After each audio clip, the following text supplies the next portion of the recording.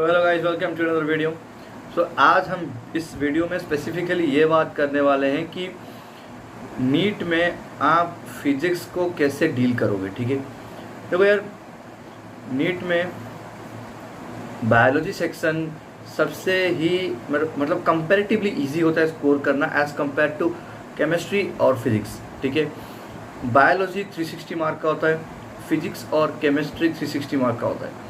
यार देखो, मैं एक बात बोलूँगा कि अगर आपका फिजिक्स नहीं हो रहा है, ठीक है, बट अगर आपका बायोलॉजी में भी 300 से कम का स्कोर आ रहा है और फिजिक्स में भी 100 का कम का स्कोर आ रहा है, तो आप लोग पहले बायोलॉजी के ऊपर स्ट्रेस डालो, उसको 320 तक पहुंचाओ, उसके बाद जाके आप फिजिक्स के ऊपर भी एफर्ट मारना।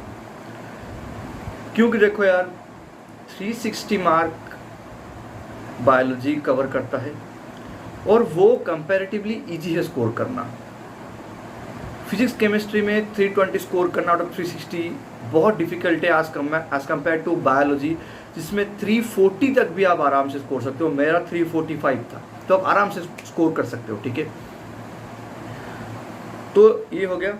दूसरा बात यह है कि अगर आपके फिजिक्स में 100 से कम का स्कोर आ रहा है, इसका मतलब आपके फंडामेंटल में ही कमजोरियां हैं, आप ठीक से समझे नहीं हो फिजिक्स को। ठीक है, और अगर आपका 100 में से 120 के बीच में आ रहा है, इसका मतलब आपने कॉन्सेप्ट्स को समझा है, बट शायद आप उसको राइट टाइम में अप्लाई नहीं कर पा रहे हो, या फिर आप थोड़े से स्लो हो एग्ज़ाम में। ठीक है, और अगर आपका 120 में से 140 के बीच में आ रहा है, तो मेरे ख्याल से वो आप ठीक ठाक रेंज में हो, आपको बस थोड़ा सा प्रैक्टिस चाहिए। मेरा कहूँ तो मेरा 148 था फिजिक्स में। यही है कि आप अच्छे खासे समझते हो, बट कंपैरेटिवली आप थोड़ा सा स्लो हो फिजिक्स में। तो ये सब बातें हो गई। अब थोड़ा सा फिजिक्स के बारे में इन डेप्थ में जाएंगे। Let's start. देखो, फिजिक्स में ये होता है कि मेजॉरिटी स्टूडेंट्स को कॉन्सेप्ट समझ में नहीं आता है, तो यार कॉन्सेप्ट समझना है, उसके लिए आपको क्लास में अटेंटिवली सुनना पड़ेगा, जो सर समझा रहे हैं उसको अच्छे से समझना पड़ेगा। अगर नहीं समझे तो तभी उसको डाउट पूछ के उस कॉन्सेप्ट को क्लियर करना पड़ेगा। फर्स्ट कॉन्सेप्ट है, अगर कॉन्सेप्ट ही नहीं समझोगे तो क्वेश्चन प्रैक्टिस का, टेस्ट का, रिवीजन का कुछ फायदा नहीं होगा। First concept. सेकंड आता है फॉर्मूला। कॉन्सेप्ट फर्स्ट समझो, उसके बाद उसका फॉर्मूला याद रखो। क्योंकि लेट्स सपोज एग्जाम में तुम्हें फॉर्मूला याद नहीं आया, या फिर क्वेश्चन थोड़ा सा ट्विस्ट में दे दिया, तो अगर वहां पे तुम फंडामेंटल जानते हो उस कॉन्सेप्ट का, तो तुम उस फॉर्मूला तक डिराइव कर सकते हो। First fundamental concept, second go to formulas, third ये सीखो कि एक चैप्टर में जितने सारे फॉर्मूलास है ना, उसका एक स्टैंडर्ड फॉर्मूला होता है। ओके, मतलब जैसे मोशन का हो गया, तो सब चैप्टर में एक स्टैंडर्ड फॉर्मूला होता है जिससे सारे फॉर्मूला से डिराइव होते हैं। तो तुम्हें क्या होना होगा, वो सारे फॉर्मूला याद नहीं रखना है, बस वो ओरिजिनल फॉर्मूला याद रखना है, और उस फॉर्मूले से वो फॉर्मूले कैसे डिराइव होते हैं वो तुम्हें समझना पड़ेगा। ठीक है, let's suppose S equal to UT plus half AT square हो गया। ठीक है, उसमें S equal to half AT square का फॉर्मूला है कब, जब तुम्हारा इनिशियल वेलोसिटी 0 होगा। ओके, तो वो फॉर्मूला कब अप्लाई होता है, जब तुम कोई भी ऑब्जेक्ट को एक छत से नीचे ड्रॉप करते हो, तब वहां पे फॉर्मूला आता है D equal to half GT square. क्यों आता है, क्योंकि वहां पे इनिशियल वेलोसिटी 0 है उसका, तो UT तो 0 हो गया, और एक ही जगह वो ग्रेविटी के अंडर आ रहा है ना, तो उसमें G रिप्लेस हो गया, तो हाफ GT स्क्वायर हो गया वो।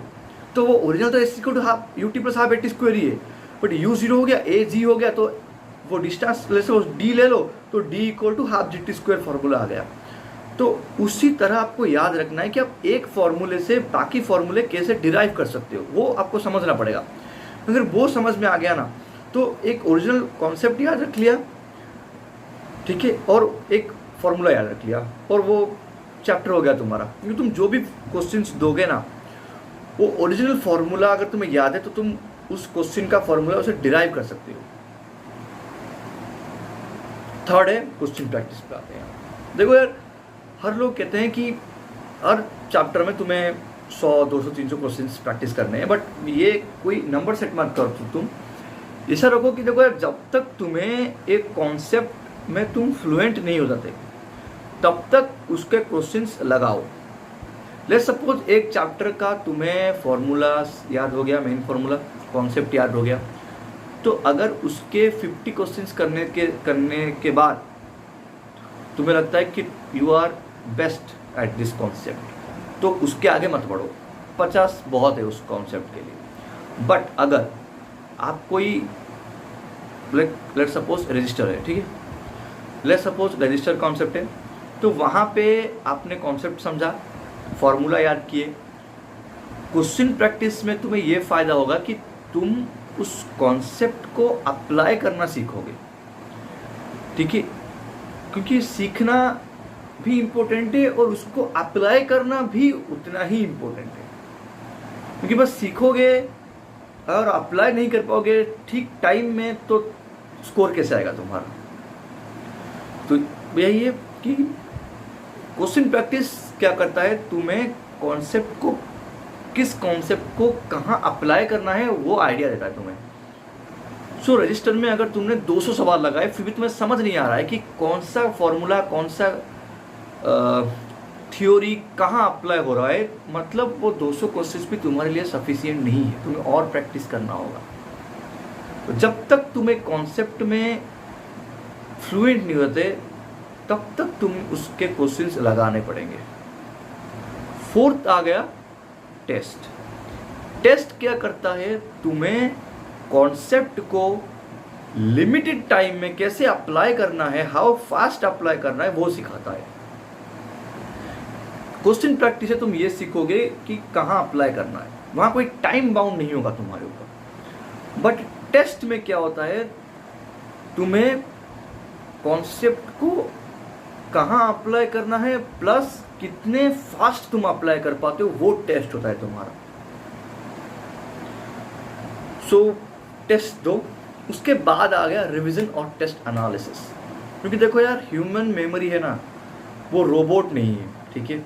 हर एक चीज़ तुम्हें एक लिमिटेड ड्यूरेशन के लिए ही याद रहेगी। चाहे तुम, अगर तुम बहुत जितने सारे टॉपर से पूछ लो, वो यही कहेंगे कि revision is the key to success. तुम्हें लेट्स सपोज बायोलॉजी की एनसीईआरटी याद नहीं हो रही है, इसलिए याद नहीं हो रही है क्योंकि उसको तुमने बार बार नहीं पढ़ा है। तुम उसको बार बार पढ़ के देखो, वो याद होगा। हर एक चैप्टर को 10 बार ज़्यादा पढ़ना पड़ेगा बायोलॉजी एनसीईआरटी पे, वो हम बायोलॉजी सेक्शन में बात करेंगे, ठीक है। तो ये हो गया। तो फिर हो गया एनालिसिस और रिवीजन। देखो, जब तुम्हारे कोचिंग का कोई टेस्ट है, कोई भी टेस्ट है, तो उसके पहले तुम्हें जो भी चैप्टर्स आएंगे उसको अच्छे से रिवाइज करना पड़ेगा। उस रिवीजन में क्या क्या जाएगा, सब जाएंगे। जैसे कि कॉन्सेप्ट को याद करो और क्वेश्चन प्रैक्टिस करो, ये दोनों जाएंगे तुम्हारे रिवीजन में। जो जो कॉन्सेप्ट आएगा उसको फिर से पढ़ो, समझो, और फिर उसके क्वेश्चंस को तुम प्रैक्टिस करो। फिर वही कॉन्सेप्ट और स्पीड और एक्यूरेसी को तुम्हें एग्जाम में अप्लाई करना होगा। लेट्स सपोज तुम्हारे एग्जाम में जितने भी मार्क्स आए, ठीक है, और जितने क्वेश्चंस तुम्हारे गलत हुए, रिजल्ट आएगा, तुम्हें क्या करना पड़ेगा, घर जाना पड़ेगा। जो जो क्वेश्चंस तुम्हारे गलत हुए, फर्स्ट बैठो और खुद उसके सॉल्यूशन ढूंढो कि कैसा सॉल्यूशन निकलेगा यहाँ। कुछ क्वेश्चंस ऐसे होते तो तुम्हें आता है, वो कॉन्सेप्ट आता है, बट क्या है, तुम्हारा वो फैक्टर मिस हो गया, क्या, स्पीड वाला फैक्टर मिस हो गया। तुम्हें वो स्पीड में वो कॉन्सेप्ट याद नहीं आया। घर गए, तुमने 2 मिनट आराम से बैठा और देखा कि तुम्हें वो कॉन्सेप्ट आता है, बट स्पीड में क्या है, हड़बड़ाहट में तुम्हें वो अप्लाई करना भूल गए, ठीक है। और ये टेस्ट देके ही डेवलप होगा कि कितनी तेज़ी से तुम कॉन्सेप्ट को अप्लाई कर पाते हो, वो टेस्ट से ही इम्प्रूव होगा। कुछ क्वेश्चंस के कॉन्सेप्ट तुम्हें पता नहीं होंगे, तो उसको जाके फिर से वो क्वेश्चंस को, वो बुक को तुम्हें देखना पड़ेगा कि ये कॉन्सेप्ट कहाँ है, मुझे वो याद नहीं आया या समझ नहीं आया। दो पार्ट हो सकते हैं, या एक तो वो कॉन्सेप्ट याद नहीं आया या फिर वो कॉन्सेप्ट में समझ ही नहीं आया। ठीक है, अगर समझ नहीं आया तो सर से पूछो, याद नहीं आया तो उसको तुम खुद एक बार देख लो और फिर से वो क्वेश्चन को वहां घर में फिर से करो, देखो कि हो रहा है कि नहीं हो रहा है। अगर हो रहा है अच्छी बात है, नहीं हो रहा है तो उसको जाके तुम अपने सर से पूछ लो। सो यही है फिजिक्स में। तुम अगर तुम ये कुछ दिनों के लिए नहीं, कुछ घंटों के लिए नहीं, कुछ महीनों के लिए नहीं, ये तुम्हें एंड तक, नीट के एंड तक अप्लाई करना होगा, क्योंकि consistency is the key to success. वो तुम्हें एंड तक अप्लाई करने के बाद पता चलेगा। सो कॉन्सेप्ट को याद रखो, फॉर्मूला को याद रखो, मेन फॉर्मूला को याद रखो, मोस्ट प्रोबेबली मेन फॉर्मूला को याद रखो, कॉन्सेप्ट को अप्लाई करना सीखो और टेस्ट में एक्यूरेसी के साथ अप्लाई करना सीखो। ये 4 चीज़ें अगर तुमने सीख ली तो यार 150 प्लस तो आराम से स्कोर हो जाएगा तुम्हारा। सो यही था यार फिजिक्स के लिए। सो केमिस्ट्री और बायोलॉजी के लिए भी वीडियो अपलोड कर दूंगा। सो तब तक के लिए जितने भी मैंने कहा है उनको अप्लाई करो और देखो कि तुम्हारा स्कोर ज़रूर इम्प्रूव होगा। सो नेक्स्ट वीडियो में मिलते हैं, बाय बाय।